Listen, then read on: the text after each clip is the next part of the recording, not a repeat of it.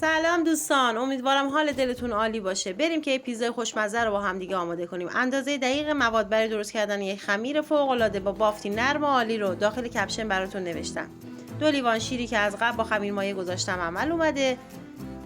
1/4 پیمانه روغن، 2 عدد تخم مرغ، مقدار کمی نمک و 2 قاشق غذاخوری سس مایونز رو اضافه می‌کنیم و با چنگال خوب مخلوط می‌کنیم.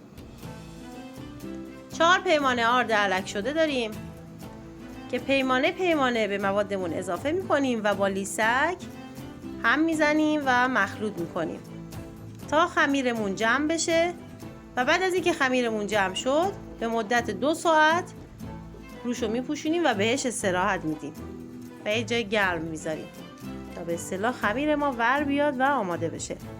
مواد میانی پیتزا رو اندازه دقیقش رو داخل کپشن براتون نوشتم. پیاز رو تفت میدیم، گوشت چرخ کرده رو بهش اضافه، قارچ، فلفل دلمه، 2 قاشق غذاخوری سس کچاپ، فلفل نمک به اندازه دلخواه. کف قالب رو با کره چرب میکنیم، خمیر رو پهن میکنیم همینطور که در شکل میبینین. کف خمیر رو با سس کچاپ پر، پنیر پیتزا رو میریزیم، البته مقداری خیلی کم.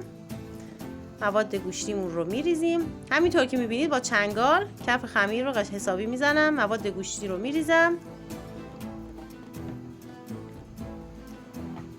و همه جای کار رو پر میکنم. روی کار رو پنیر پیتزا میریزم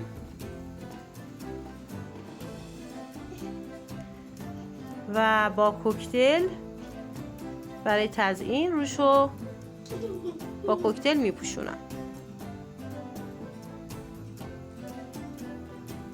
کناره های کار رو با زرده تخم مرغ و کنجد رومال میکنم برای قشنگیش و وقتی که کار ما تموم شد میره داخل فر با دمای 180 درجه به مدت 1 ساعت تا این پیتزا آماده و خوشمزه ای رو داشته باشیم.